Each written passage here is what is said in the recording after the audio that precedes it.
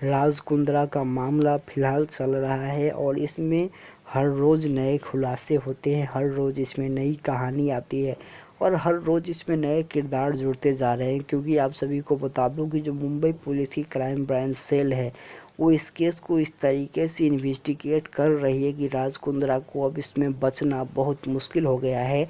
और जिस तरीके से क्राइम ब्रांच ने सबूत इकट्ठे किए हैं, जिस तरीके से उनके घर पर, उनके ऑफिस पर रेड डाल कर जिस तरीके से डाटा को जुटाया गया है, जिस तरीके से सबूत को बचाया गया है, उसके बाद कहीं ना कहीं राज कुंद्रा भी अब दबाव में है और उनको भी अब काफ़ी हद तक जो है सारी चीज़ें समझ में आ रही है। क्योंकि आप सभी को बता दूं कि राज कुंद्रा अभी तक इस बात से मना कर रहे हैं कि वो कोई पोर्नोग्राफी फिल्म बनाते थे। अभी भी उनका मानना है कि वो इस तरीके की कोई भी फिल्म नहीं बनाते हैं और इस पर वो अडिग है। लेकिन आप सभी को बता दूं कि जो क्राइम ब्रांच है, उन्होंने इस तरीके की जो वीडियोज है उसको जब्त किए हैं और इस तरीके की और भी वीडियो मिलने के आसार है। और आप लोग इस बात से जो है एक चीज़ को समझ सकते हैं कि राज कुंद्रा किस तरीके से इस बिजनेस में इन्वॉल्व थे, क्योंकि उनके पास प्लान बी और प्लान सी भी तैयार था। यानी कि वो आगे क्या करने वाले थे वो भी उनके पास बिल्कुल प्लान जो है तैयार था। और इस केस में जो सबसे बड़ी बात है वो ये है कि अब जो है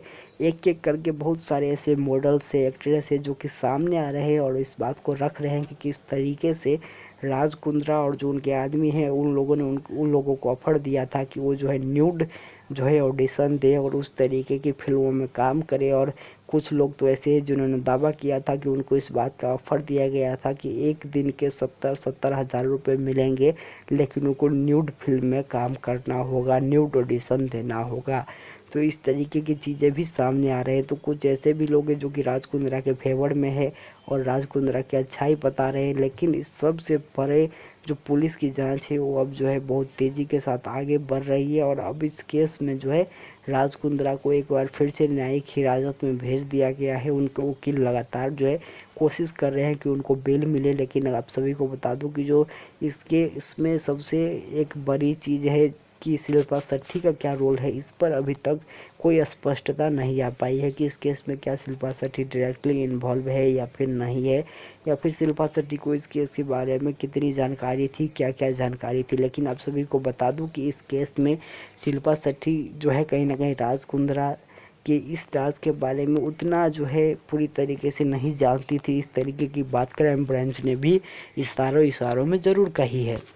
तो एक बात बिल्कुल अब स्पष्ट होती जा रही है कि अब चाहे कुछ भी हो, लेकिन राज कुंद्रा की जो हाथ है, राज कुंद्रा की जो बिजनेस है, वो कहीं ना कहीं पोर्नोग्राफी फिल्मों में भी फैली हुई है और इसमें वो बहुत ही माहिर खिलाड़ी है। इस तरीके की दावा जो क्राइम ब्रांच कर रही है, क्योंकि उन लोगों का ये भी बार बार कहना आता है कि उन लोगों के पास पर्याप्त सबूत है कि राज कुंद्रा के जितने भी आरोप लगाए हैं उन लोगों ने उसको साबित करने के लिए, और इसको हम सही भी मान सकते हैं। क्योंकि अभी जितनी बार अदालत में पेशी हुई है उतनी ही बार क्राइम ब्रांच की जीत हुई है, क्योंकि हर बार राज कुंद्रा को रिमांड पर भेजा ही गया है। तो देखना होगा आगे इस केस में किस तरीके से चीज़ें सामने आती है। और जब ये पूरा केस आगे और बढ़ता जाएगा तो और भी चीज़ें सामने खुलते आएंगे। तो जैसे ही इस पर पूरी तरीके से अपडेट आएगी या फिर कोई नई जानकारी आएगी, हम आप लोगों को ज़रूर देंगे। तब तक बने रहे हमारे साथ। चैनल को सब्सक्राइब नहीं किया है तो चैनल को ज़रूर सब्सक्राइब कर दे, बेल आइकन को बटन ज़रूर प्रेस कर दे, वीडियो को ज़्यादा से ज़्यादा लाइक करो, शेयर ज़रूर करें। नमस्कार, धन्यवाद।